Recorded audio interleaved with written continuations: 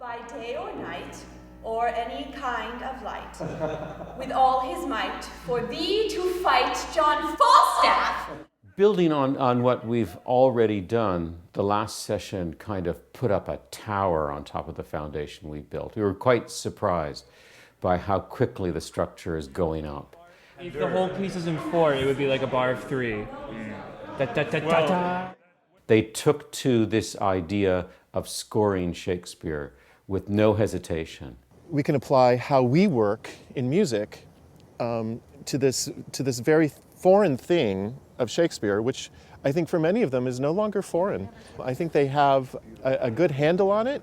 I think many of them are in no way, shape, or form afraid of Shakespeare at all. Are you kidding? I think Shakespeare invented that. That's what she said, Joe. We would watch someone act the text, not sing, just act it. And one of the musicians would score it, meaning they would use musical notation to denote what things the actor was doing. You can have some vulnerability, I think, and the pitch can rise. And then the person writing it would show the actor, show them what they're doing, and maybe add things that they could do, maybe add a forte or put more dynamic, make the tempo different. I've never tried thinking of text in a musical way. I've done the opposite a lot. We're always trying to bring more realism to our singing, but to think that you could connect the two from the other direction and bring musical gestures into just the text on its own is kind of exciting, and it makes it feel a little less distant. For revenged I will be, as sure as his guts are made of pudding! Mistress Page! By approaching the Shakespeare text as a piece of music, it gave access to the opera singers to approach it with a vocabulary that they already understand. Speak once in thy life, if thou beest a good mooncalf. I think it gives, especially musicians, an easier way to dive into Shakespeare. Actors can get into this kind of drone almost, and a sort of a typical Shakespearean style of acting. And instinctively, I think we all know what that is. We see it and we go, oh, they're doing Shakespearean acting. But Shakespeare is much richer than that generic Shakespearean acting.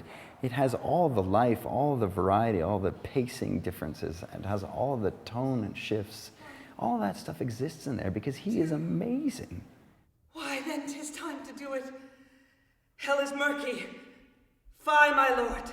Fie. The 3 professional actors who came with Paul are finding tremendous benefits and potential in the practices that we are developing. So I think we're on our way to actually creating something new.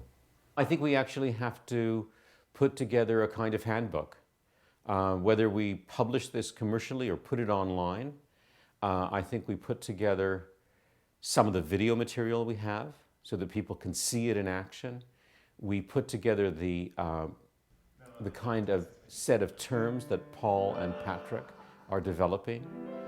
We have to provide guidelines for actors who want to experiment with this. I'm not sure about how we're going to do this, but I think we have something, and I don't think we want to let it go. I think we want to develop it and make it available.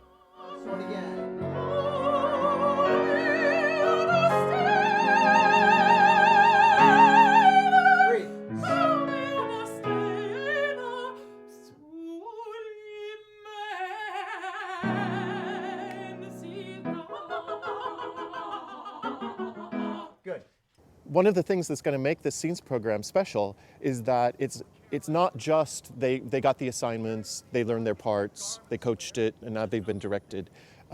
They've all taken part in these wonderful sessions on Saturday through the fall and through the winter, and they are going to bring all of that to this program. I know of no other opera program that's looking at trying to connect the source material and present it on the stage at the same time or the same evening that you're presenting the operatic treatments of that source material. And I've wanted to do this for many years, I'm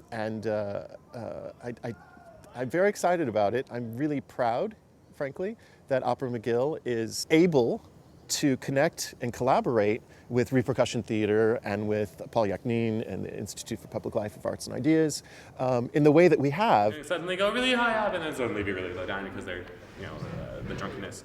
Normally, opera singers get to sing and maybe speak a few lines here and there if they're doing a Zauberflöte or if they're doing a Carmen with dialogue, but they don't really get the chance to just stand up there and act.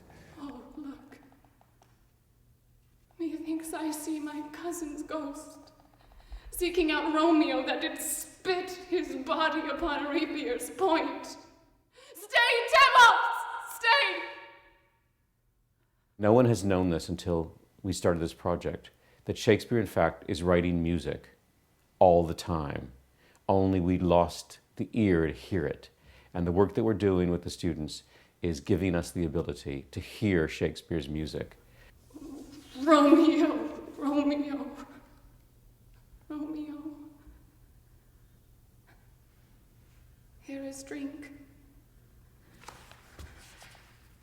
I drink to thee.